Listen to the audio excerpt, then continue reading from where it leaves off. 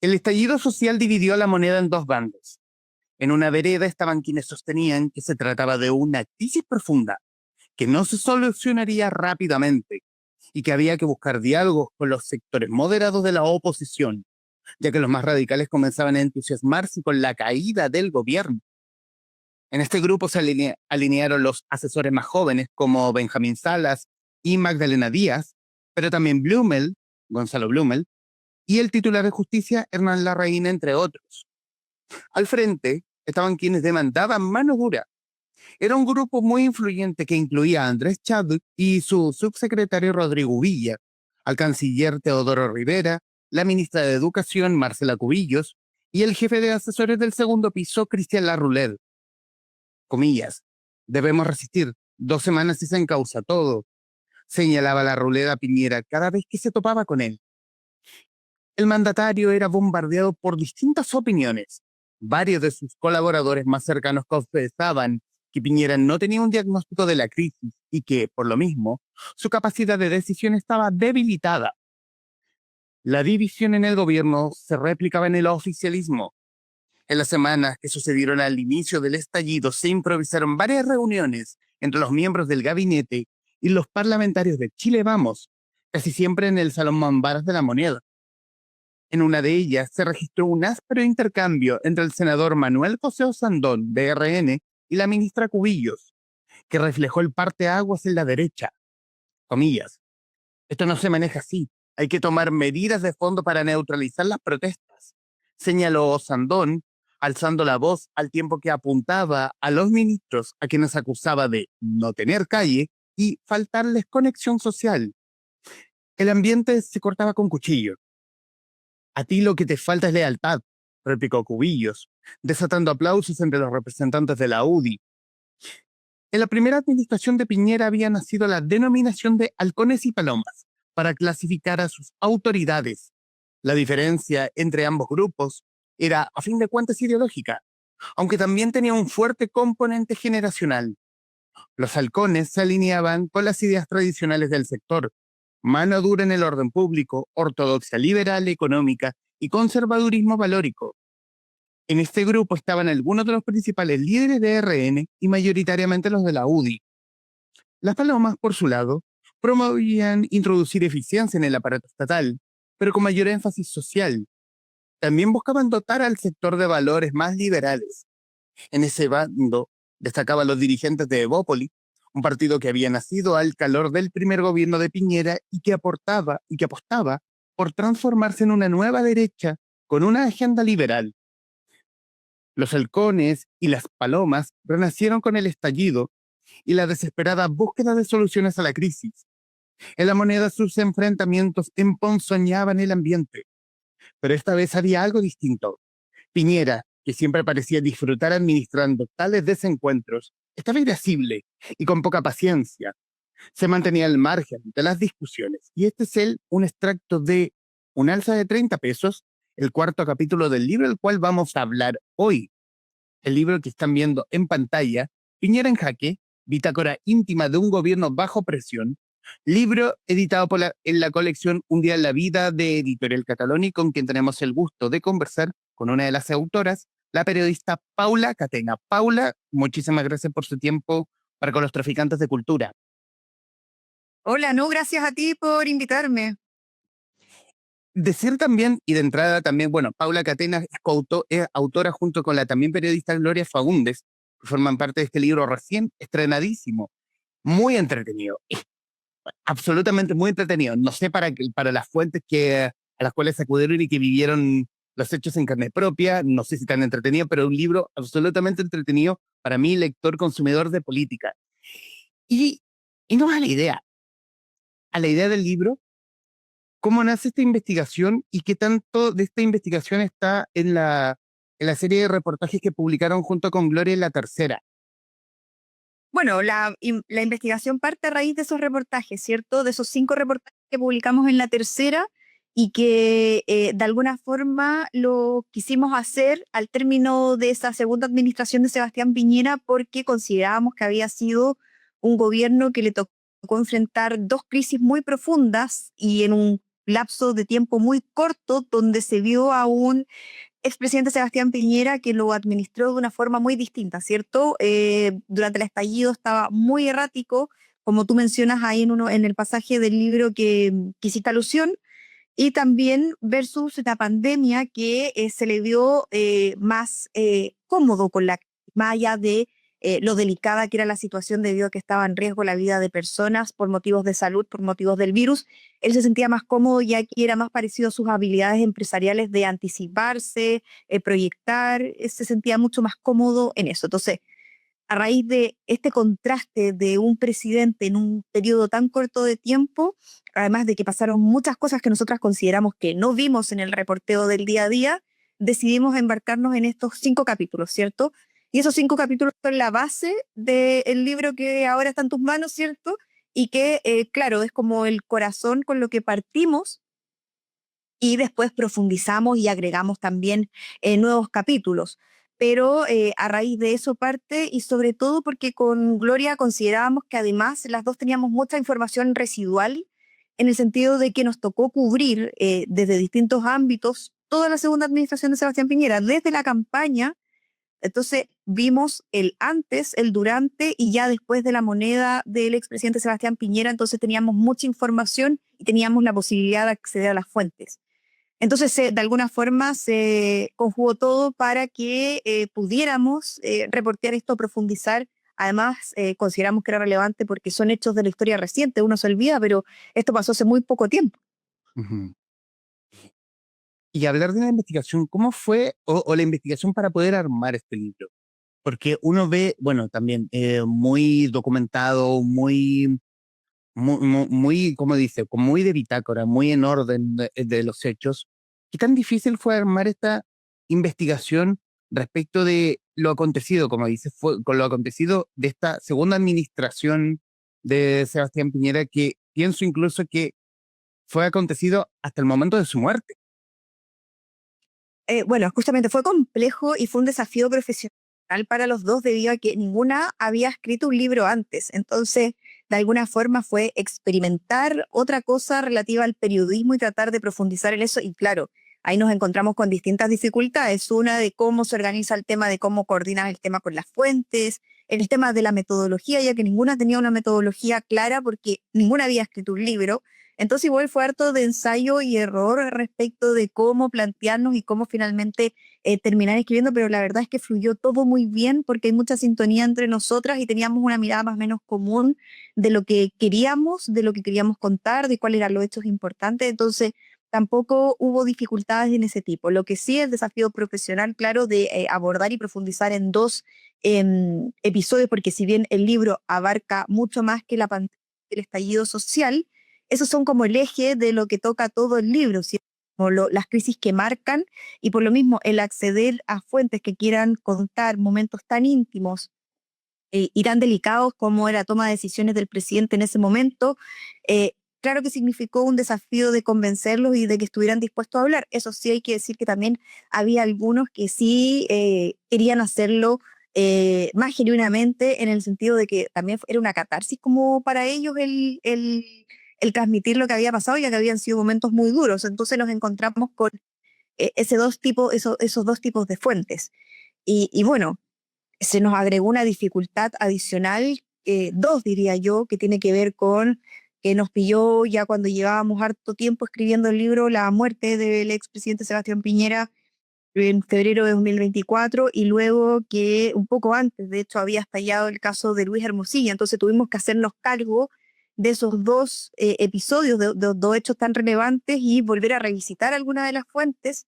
Y claro, algunas con la muerte se soltaron un poco más, en el sentido de que estaban dispuestos porque ya decían, bueno, ya no nos va a llegar reto después del expresidente, y se soltaron a hablar un poco más.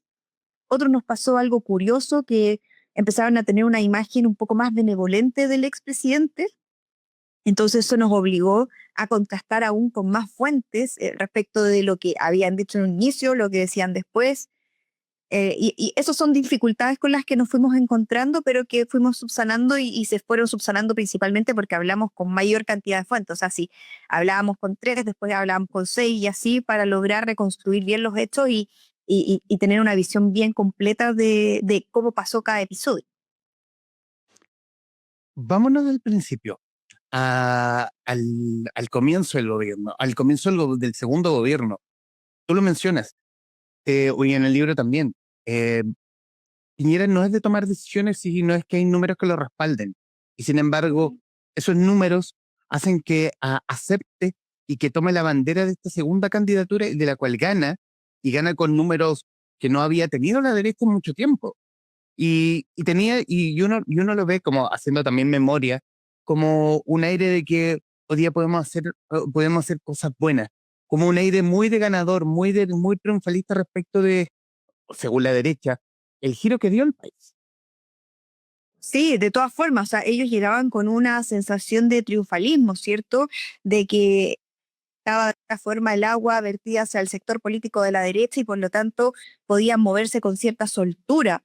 Y él llega también a esta segunda administración como una especie de revancha, ¿cierto? Porque el primer gobierno de él no había sido lo que esperaba, ya que tuvo que lidiar con otro tipo de crisis, que fue, por ejemplo, a su arribo solamente tuvo que hacerse cargo de la reconstrucción del terremoto. Entonces a eso ya le limitó el cómo tenía pensado su gobierno, porque eso ya te limita en términos de ¿cierto? De cosas que tenías planeadas que finalmente ya no vas a poder hacer porque tienes que destinar recursos al tema de la reconstrucción. Entonces, ya como estuvo planteada su primera administración, ya no era lo que esperaba. Entonces, en este gobierno 2.0 que él apostaba, claro, él llegaba con esta idea de que viene con un triunfo holgado, que viene con, como te contaba, con todo el apoyo del sector y era segunda vez que iba a ser, fue presidente de la República de la derecha desde el 58, que no tenían, no, la derecha no llegaba al poder y llega con él en 2010 y después él mismo se repite el plato en 2018 al llegar a la moneda. Entonces, claro, él llegaba con mucha soltura para tomar decisiones. Y cuando asume su segundo mandato, finalmente termina siendo otra cosa. Se desdibuja lo que él tenía pensado como segunda administración con la llegada del estallido social. Eso cambia todo el diseño y el eje. Si bien hubo otros episodios previos eh, en que de alguna forma hizo tambalear al gobierno, como por ejemplo fue el asesinato de Camilo Catrillanca, que eso les hace perder la agenda, les hace perder uno de los ejes principales de los 5 grandes acuerdos a los que él llamó cuando asume por segunda vez a la moneda. Igual logran sortear, igual logran avanzar, pese a que su mano derecha, que es Andrés Chadwick, queda muy golpeado y que nunca vuelve a ser el mismo después de esa crisis, pero siguen navegando, ¿cierto? Pero Saquido lo que hace es derrumbar todo el plan que tenía la moneda en términos de lo que era su diseño como liderazgo internacional, en términos de lo que era su diseño de política pública interna, lo fuerza también a entablar otro tipo de relación con la oposición y con sus mismas filas lidiar las diferencias internas que tenían y como la guinda de la torta fue que en medio de todo el caos de alguna forma tuvo que entregar la constitución, ¿cierto? Llegar a este acuerdo constitucional. Entonces, claramente se desdibuja lo que él tenía pensado y toda ese triunfalismo con el que llegan a esta segunda gobierno que pensaban que iba a ser completamente distinto, bueno, se desvanece. Claro, termina siendo distinto, más no desde la visual, que tenían armado. Claro, distinto desde todas las perspectivas. Tenían como, por ejemplo, de un diseño internacional. Recuerda que cuando él llega, él tiene con un modelo, con una idea de que quería transformarse en un liderazgo a nivel regional y por eso hace toda este despliegue de apuntar contra Nicolás Maduro, después de reunirse con líderes internacionales como de Europa, de América del Norte. Y él llega pensando que en Chile incluso se iba a poder poner término al fin de la guerra comercial en la PEC que estaba organizándose para esa fecha, porque para esa fecha, desde que se tuvieron que suspender esas dos cumbres, que es la COP y la PEC, finalmente se desvanece todo eso y ahí primero se cae su diseño internacional, eso ya se frustra. Dos, está obligado a avanzar en medidas que no estaban sobre la mesa y después tiene que enfrentar, además, en la pandemia, que es otra crisis que se abre después, enfrentarse a los retiros previsionales que él se oponía tajantemente y que su coalición de gobierno lo abandonó. Y además tuvo que, para lograr una salida política, ¿cierto? Y lograr bajar lo que era el tema del estallido social, él tiene que llegar a un acuerdo con la oposición y avanzar en este camino de nueva constitución y convocar a lo que fue posteriormente la Convención Constitucional, que hasta el día de hoy la derecha más dura le enrostra, porque de alguna forma creen que él la entregó para salvarse a sí mismo. Ujú. Entonces, claramente nada de eso estaba pensado. O sea, abrir el tema constitucional como debate para modificar la Constitución del 80 no era algo que estuviera ni cerca sobre la mesa, pese a que ya desde la oposición, desde un poco antes de que él llegara, estaba con esa agenda, ¿cierto? Desde la segunda administración de Michelle Bachelet, pero no estaba, no era parte de lo que él quería empujar y finalmente lo termina obligado haciendo dadas las circunstancias.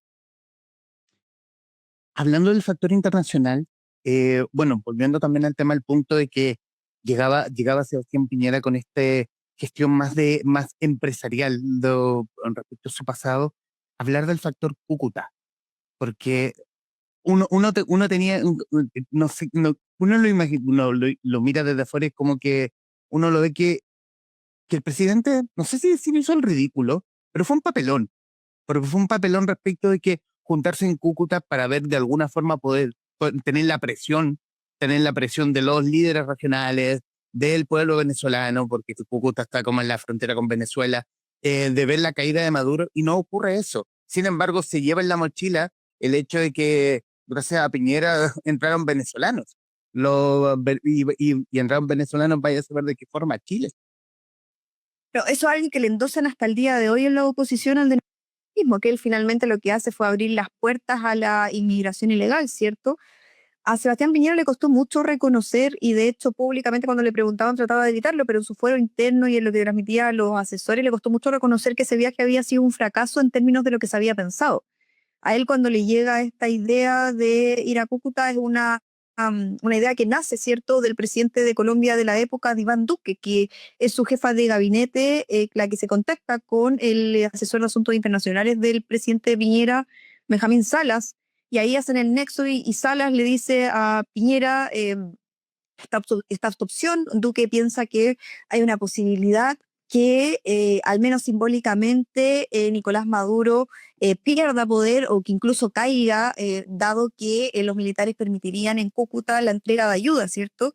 Y eso significaría la caída en términos al menos simbólicos de Nicolás Maduro. Entonces él se entusiasma con esta idea de que él, siendo en su apuesta de liderazgo internacional, de ir a posicionar su figura en un hecho que podría haber terminado siendo histórico según los parámetros que ellos pensaban. Y finalmente eso da cuenta, no lo planteamos así en el libro, pero eso da cuenta de un poco lo que era la personalidad de Sebastián Piñera, porque el canciller de la época, Roberto Ampuero, le aconsejó no ir, lo mismo hizo la subsecretaria de la época, Valdivia, pero él finalmente escucha al asesor más joven, de 27 años, que era Benjamín Salas, que lo empuja y le dice que podría ser una buena idea, cuando todo el resto le decía que no. Y finalmente, dicen algunos, él finalmente escucha lo que quiere escuchar, ¿cierto? Porque él ya estaba con esta idea, con esta ambición personal de posicionar su liderazgo, y en eso él vio la oportunidad y la tomó, con todo el riesgo que eso implica. Y bueno, ya estando allá, no llegó la gente, no llegó a buscar la ayuda, no era lo que esperaba, estaba frustrado, estaba enojado en ese momento, pero aún así públicamente no reconocía que había sido un fracaso, que había sido un error. Ahí incluso fue el pedía, decía, bueno, ¿qué pasa? En el libro lo contamos la frustración que tenía y cómo se empezó un poco a alterar de a poco, exigiendo y pidiendo como qué pasaba que no llegaba la gente. Ujú. Entonces, claro, no resultó como esperaban y eso hasta el día de hoy es utilizado como un argumento político por parte del actual oficialismo para enrostrarle a esa administración que el tema de la inmigración y todo lo que pasa con los venezolanos actualmente tiene responsabilidad él, más allá de que en el piñerismo sigan diciendo que eso no es así, que son otros los parámetros, otras las variables que han influido en eso. En ese sentido, em, ¿qué desafío tuvo esta investigación? ¿Qué desafío tuvo hablar con fuentes? O sea, quienes hayan querido o no, quienes hayan tenido o se hayan visto cooptados con la presencia de Piñera cuando estaba vivo, cuando no. ¿Qué tan difícil fue acceder a ellos, que contaran cosas? ¿Qué tanto fue la sorpresa de ustedes respecto de lo que encontraron?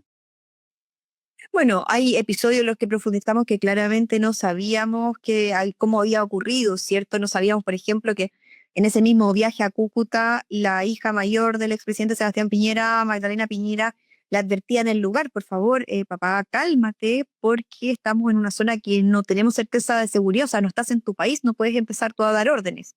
Como episodio así, el nivel de frustración que había en ese momento por parte de los que acompañaban al expresidente en ese momento, no los teníamos. Y respecto del acceso a fuentes, bueno, nos encontramos, como te decía al inicio, con dos tipos de fuentes, aquellos que querían conversar y de alguna forma hacer esta especie de catarsis, de soltar todo lo que habían vivido, versus otros que claramente pedían mucho resguardo y que la conversación fuera en off the record. Y por eso finalmente con Gloria, como nos encontramos con esto de que algunos hablaban en on y la mayoría quería hablar en off y que sus testimonios fueran confidenciales, lo que optamos es por unificar, ¿cierto? Y contar y relatar esto sin on the record, ¿cierto? Para, bueno, resguardar a las fuentes por lo delicada que es la información, y dos, para que la construcción del relato también fuera un poco, fuera más fluida, pero eso con el desafío de la regla típica de que si alguien te dice algo tienes que consultar con otras dos más fuentes, documental o testimonial, y así el ejercicio como mínimo, como estándar, ¿cierto? Entonces eso nos obligaba a buscar más versiones respecto de cada uno de los episodios, y ese fue uno de los principales desafíos que tuvimos a la hora de escribir el libro. Y claro, y lo que te decía también, lo que sí nos jugó a favor es que como nos tocó cubrir desde la campaña y todo el gobierno, eso hacía que las fuentes nos conocieran y que por lo mismo también estuvieran al menos dispuestos a sentarse a plantear lo que nosotras queríamos, en lo que estábamos. Así que eso nos abrió, nos permitió tener puertas más abiertas, ¿cierto? Quiero volver al inicio respecto de la instalación de Piñera 2, con estos aires con estos aires de haber ganado y de haber ganado con los números que ganó Sebastián Piñera, donde de alguna forma la instalación del gabinete tiene esta percepción de que aquí no hubo mayores cambios. Instaló básicamente a la misma gente de Piñera 1 respecto a uno o dos cambios mínimos. Bueno, que eso tiene que ver con la soltura que él llegaba, ¿cierto? Con esta idea, lo que hablábamos al inicio, de que, claro, él venía con un triunfo que era holgado, era el que estaba liderando en todos los sondeos de opinión, ya había gobernado en una primera instancia, y claro, elige al menos su comité político chico, son todos sus hombres y mujeres de confianza. En la CGGOP a Cecilia Pérez, en Interior a Andrés Chadwick, nadie dudaba que Andrés Chadwick iba a llegar a ese puesto. En el Ministerio de Hacienda lo mismo, y lo que la diferencia en el Ministerio de las Express, ¿cierto? Que él quería que asumiera de nuevo Cristian Larroulet ahí, él había sido su ministro de las 4 años y que esperaba que se repitiera el plato también, pero Larroulet le dice, no, desde esa vereda yo no quiero estar, y le recomienda a Gonzalo Blumel, finalmente asume Blumel ahí, y Cristian Larroulet igual está en el corazón del gobierno a cargo del segundo piso, era el jefe de los asesores del segundo piso de la Moneda, de la segunda administración de Piñera. Entonces, él llega con su equipo, su núcleo chico de confianza del que venía trabajando de la Fundación Avanza Chile, que es de donde ideó toda la estrategia de campaña. Entonces, claro, llega con su gente de confianza y de a poco, bueno, se va desgranando esto en medio de las crisis y se va quedando de alguna forma solo, y solo algunos sobreviven. Entre ellos, Cristian Larroulet, que estuvo los 4 años como jefe de segundo piso de la Moneda, pese a todos los cuestionamientos que le tocó enfrentar. Quiero irme con la figura de Cristian Larroulet, porque en Piñera 2 se habla de la omnipresente figura de Larroulet. Incluso algunos lo llamaban como el verdadero presidente de la República. Bueno, ese fue, de hecho hay uno de los capítulos del libro en que abordamos como el mito de la roulette, qué tan cierto era la influencia o el poder que tenía. Y lo cierto es que al inicio del gobierno él tenía bastante influencia en lo que tiene que ver con los nombramientos de algunas de las autoridades, también con como en lo programático, ¿cierto? De defender ciertas ideas, pero ese poder se fue perdiendo en el transcurso del tiempo debido a la crisis en la que enfrentaba el gobierno de Sebastián Piñera. De alguna forma sus ideas se fueron quedando un poco de lado debido a que sus diagnósticos comenzaron a ser errados. Y yo creo que una de las cosas que finalmente se cristaliza y cristaliza bien ese diagnóstico equivocado tiene que ver con lo que pasó al inicio del estallido. La ruleta era aquellos uno, bueno, de los balcones, ¿cierto? Y aquellos que pensaba que el estallido social era algo puntual, que iba a durar 2 semanas y que se iban a causar. Entonces, él no vio venir el malestar y la profundidad de la crisis. Y de hecho, él se resistía a que hubiese un cambio constitucional. No entregar la constitución, ver otras alternativas, pero no la constitución.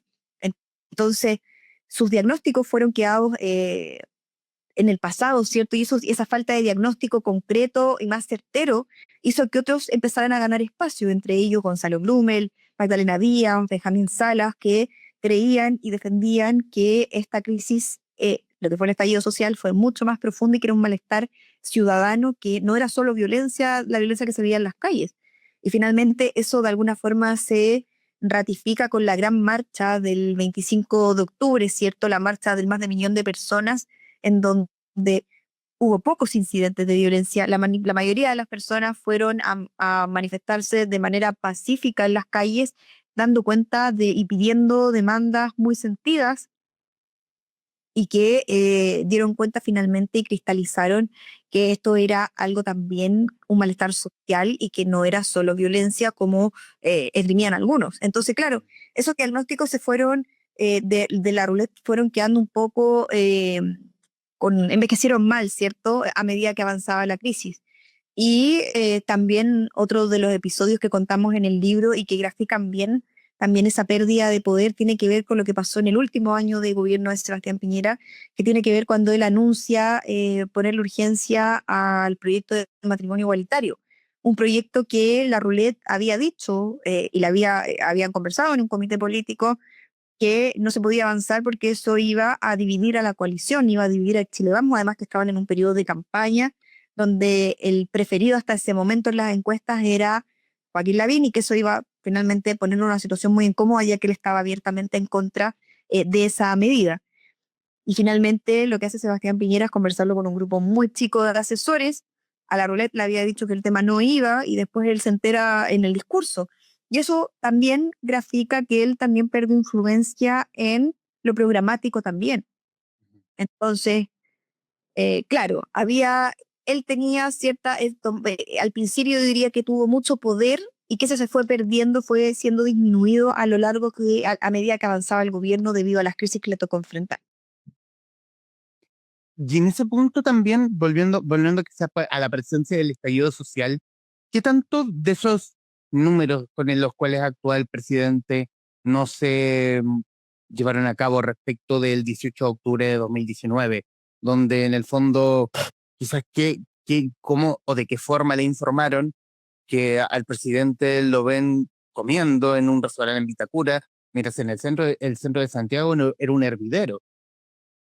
Bueno, es que eso da cuenta de que no había un diagnóstico real de lo que estaba pasando. No lograban calibrar la profundidad de la crisis que estaba ya en los niveles de violencia que se estaban viviendo en las calles a esa altura. O sea, cuando él se va de La Moneda a esa pizzería, ¿cierto? Al cumpleaños de uno de sus nietos, ya había violencia y se estaban registrando hechos de violencia, y lo que pensaban algunos es que esto iba a ser algo puntual, y que al día siguiente iba a bajar y que iba a ser una nueva jornada en lo que se iba a lograr contener.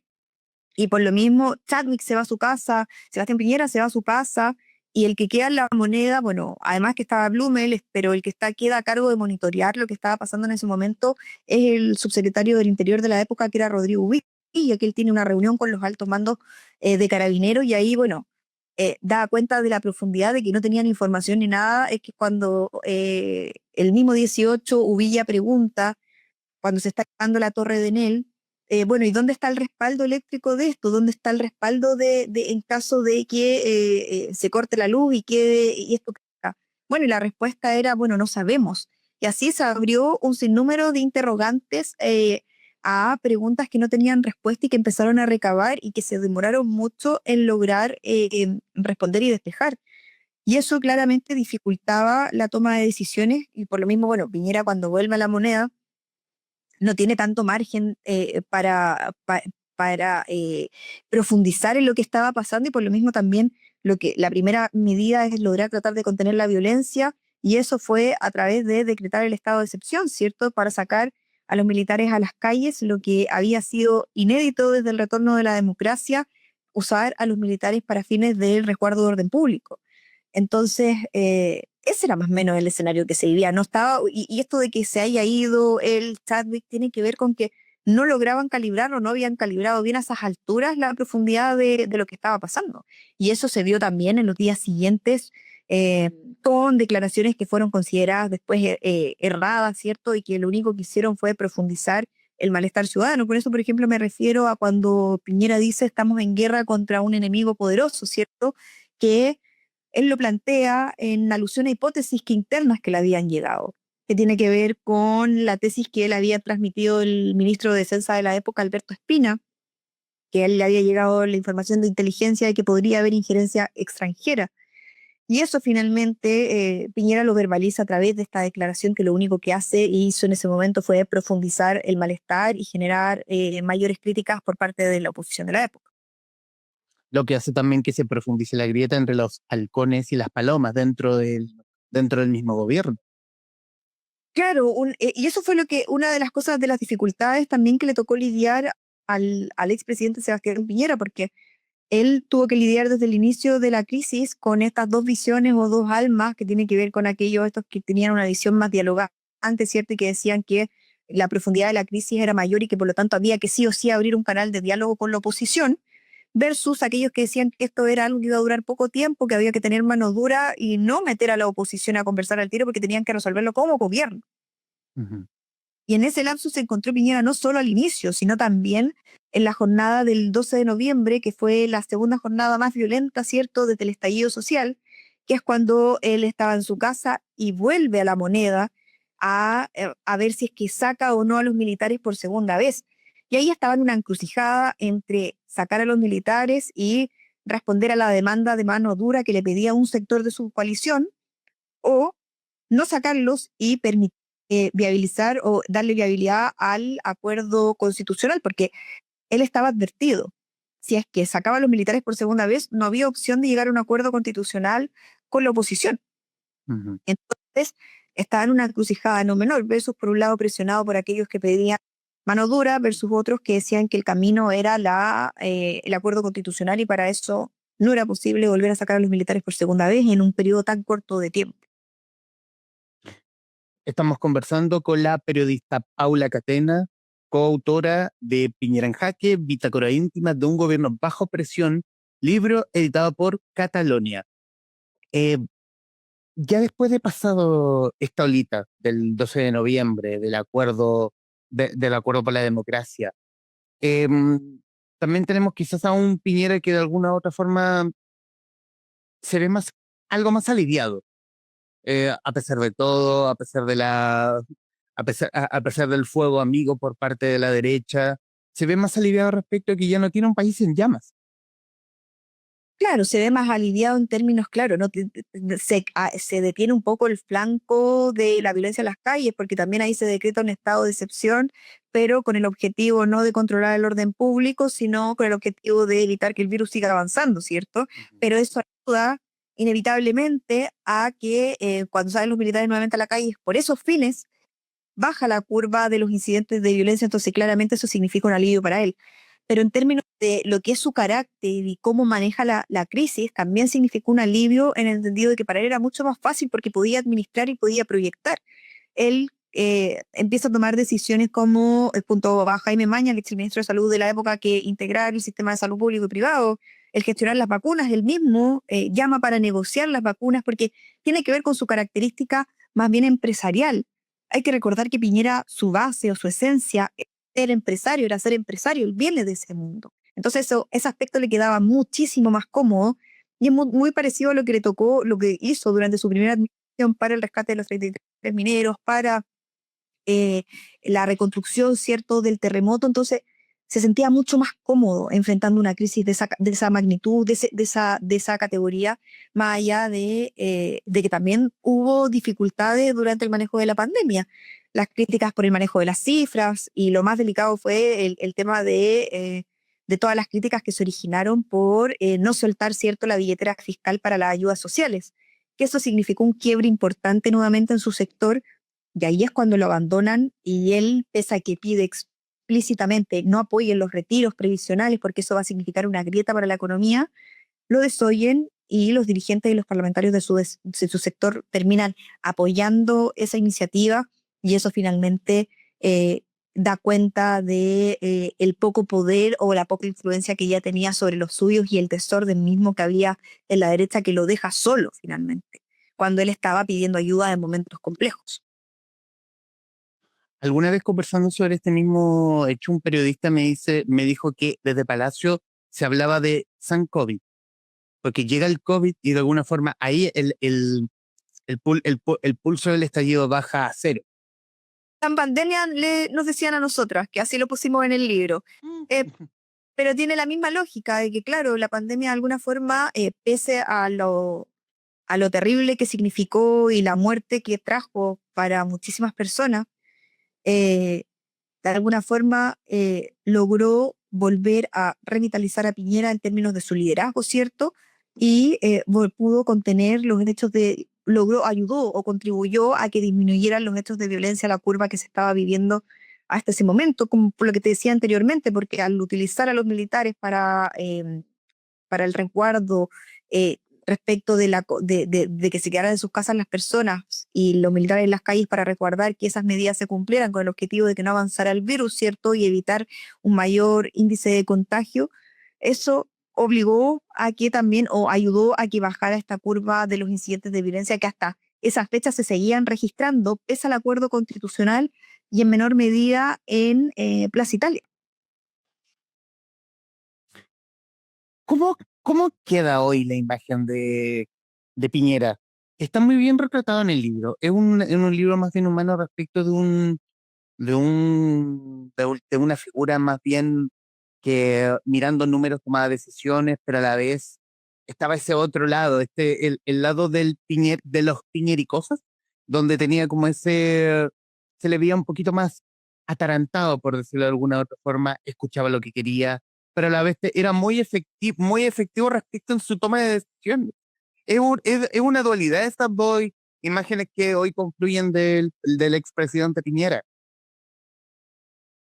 Claro, pues así como casi todos los personajes políticos dirían, uno tiene sus luces y sombras, ¿cierto? Y para algunas cosas era más lúcido para tomar decisiones y claramente para otras no le acomodaba tanto. Y respecto de lo que planteabas de con qué imagen queda el expresidente Sebastián Piñera, bueno, claramente él cuando sale del gobierno sale, ¿cierto?, todavía muy golpeado en términos de aprobación ciudadana y con la preocupación de qué es lo que va a pasar con la Convención Constitucional. Y por lo mismo él también se embarca en ver qué pasa con ese contenido y posteriormente en que se rechazara el texto. Y participa soterradamente en esa campaña porque sabía que si no le iban a endosar a él, haber terminado con la constitución del 80 y haber quedado con un resultado de una constitución que ampliamente fue cuestionada por cómo quedó el contenido, ¿cierto? Hecho. Entonces, él sale con esa carga y además de haber sido, yo me acuerdo que no sé, que en la encuesta CEP de enero de 2020, él alcanzó un 6% de aprobación, que era hasta ese momento históricamente la más baja desde el retorno a la democracia. Entonces, él venía muy, muy golpeado y cuando ya deja la moneda, se rechaza el texto constitucional, él siente un alivio y su figura empieza a tener un mejor lejos, ¿cierto? En términos de aprobación ciudadana también empieza a subir. De hecho, cuando él muere, hay consenso de que estaba en su mejor época en términos políticos, porque había logrado el rechazo del texto, bueno, junto con toda la ofensiva de todos los dirigentes que estuvieron en contra de la campaña del rechazo, pero se había sacado ese peso de encima.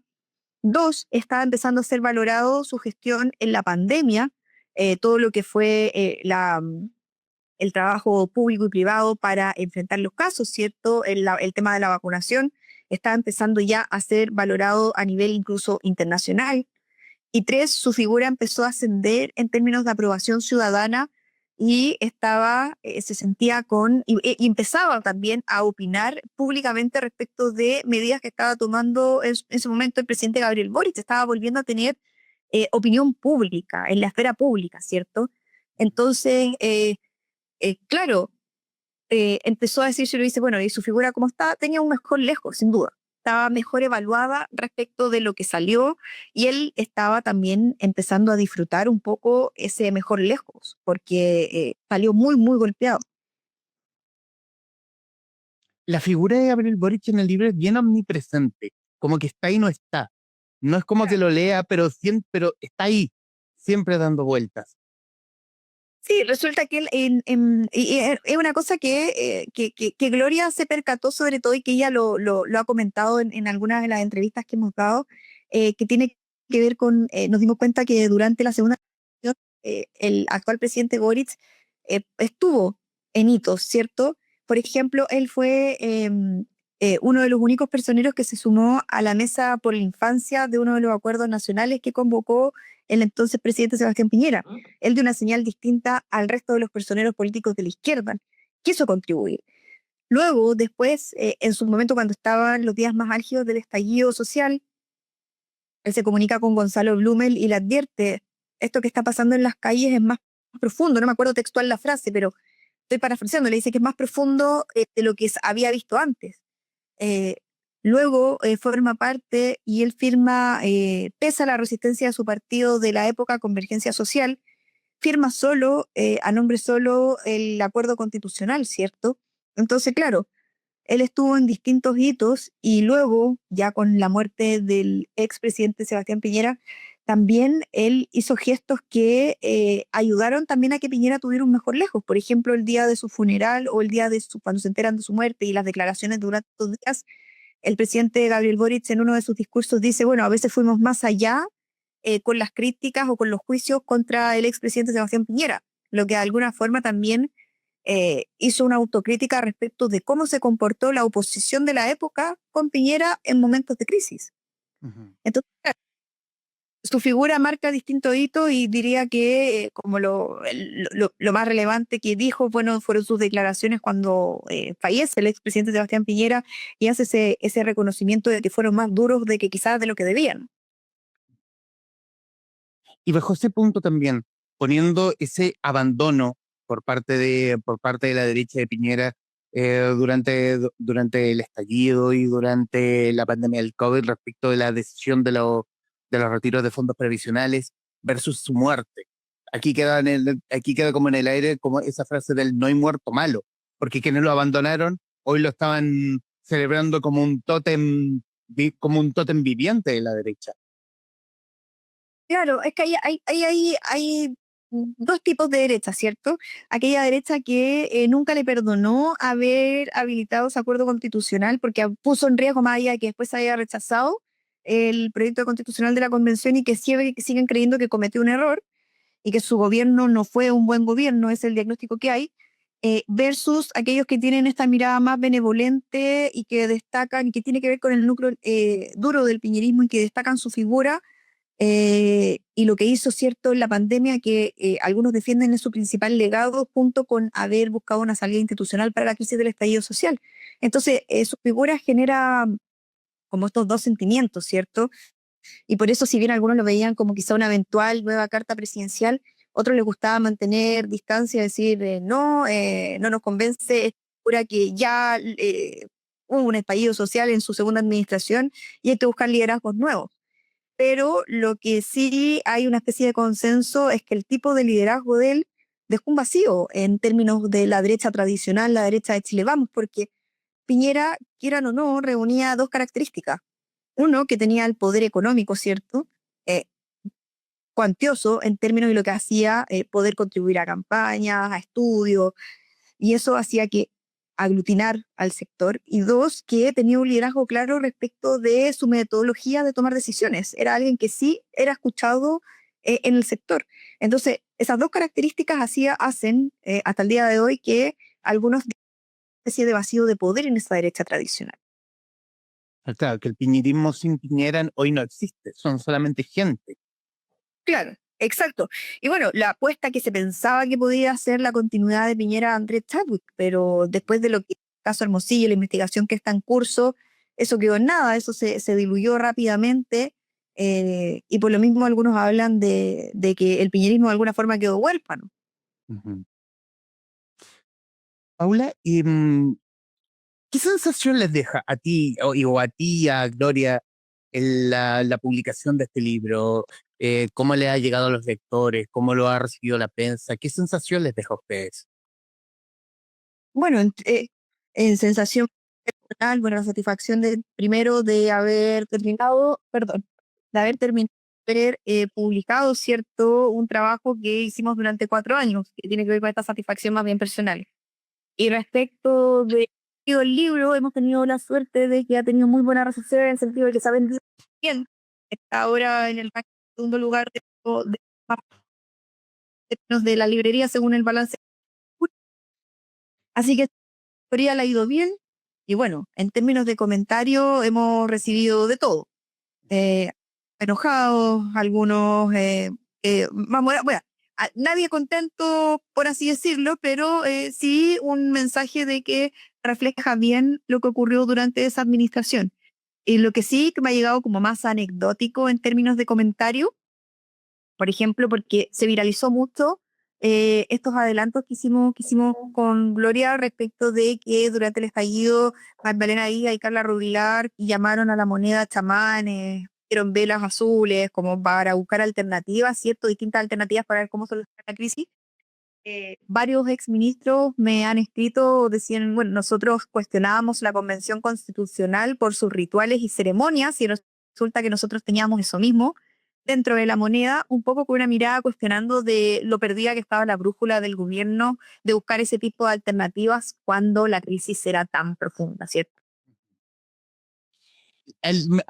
Quizá a mí no me sorprendió tanto, me sorprendió la cantidad, porque uno lee la historia de que presidentes se hicieron asesorar por brujos, chamanes, cosas así, pero aquí había mucha gente, entre muchos chamanes, una bruja, había mucha gente, muchas velitas, era como, no sabemos qué hacer, pongamos todas las, transformemos en el santuario de Laura Vicuña en puras velas, en el fondo.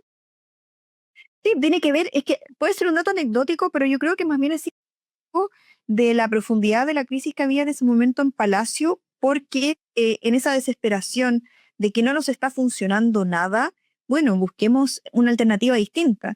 Y ahí es donde Ari y Magdalena Díaz, esto no es como una petición que haya hecho el expresidente Sebastián Piñera, búsquenme este tipo de soluciones, sino más bien es iniciativa de ellas, le avisan a Piñera y Piñera, bueno, accede porque tiene un montón de otras preocupaciones en la cabeza. Pero claro, si tú lo piensas en términos políticos y en términos de la señal que das al recurrir a este tipo de cosas más exotéricas, ¿cierto? Por así decirlo, eh, ahora impacta en aquellos que fueron parte de ese gobierno porque dice, grafica lo perdido que estaban, lo perdido que había en buscar soluciones que fueran reales, concretas, que pudieran ayudarlos a salir de la crisis, porque eso es para quienes creen en ese tipo de cosas. En los minutos que nos quedan de esta conversación, Paula, quiero darte las gracias por el tiempo. Ha sido una grata conversación. Yo creo que nos quedó mucho material afuera, pero y en una hora era difícil abarcar todos los aspectos que toma el libro. Como te dije al principio, es un libro sumamente entretenido, sumamente didáctico, sumamente pormenorizado respecto de los hechos, algunos de los que uno ya tenía presente, otros de los cuales sí me llevé una que otra sorpresa. Reafirma por lo menos mi imagen que tenía de Sebastián Piñera, eh, que quizás no comulgo políticamente con él, pero se le veía un tipo más bien efectivo, un poquito atarantado, pero ¿quién no lo es? Al final de cuentas, al final del día. Eh, pero también es un ejercicio de memoria, una historia bastante reciente y bastante caliente, y una historia de la cual vamos a hablar por mucho rato. Bueno, para ti que nos estás viendo, escuchando, recomendarte este Piñera en Jaque, editado por Catalonia y la productora Un Día en la Vida. Em, bueno, ¿qué más puede agregar? Paula, estos minutos finales son tuyos para que digas lo que gustes. No, agradecerte por invitarme, muchas gracias. Para nosotros todo nos sirve, estos espacios de discusión. Nos interesa que además se lea acerca de la historia reciente y que también yo creo que mucho de lo que se dice, se cuenta ahí en el libro, libre de elección, ¿cierto? Para la clase política y para los futuros gobiernos, ya que varias de las cosas del comportamiento de cómo actuó la derecha en ese momento, en momentos de crisis. Algunos se preguntan ahora si actuarían de la misma forma si enfrentaran otro tipo de crisis de una magnitud similar. Entonces sirve no solo para ver lo que pasó en la historia reciente, sino también para analizar un sector político de cara a lo que viene, ¿cierto? Donde hemos visto en distintos sondeos de opinión que al menos el sector que va liderando es la derecha. Ujú. La periodista Paula Catena, autora junto con Gloria Faúndez de Piñera en Jaque, bitácora íntima de un gobierno bajo presión, libro editado por Catalonia, en conversación con la guarida de los traficantes de cultura. Estimada Paula, muchísimas gracias. Este es el